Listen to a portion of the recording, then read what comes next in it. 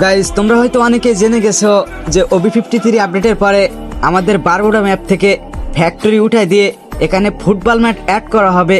তো ভাই, সব থেকে ব্যাড নিউজ হচ্ছে একটা, এই নিউজটা তোমরা পাওয়ার পরেও এখন নিস্তব্ধ হয়ে কেন আসো?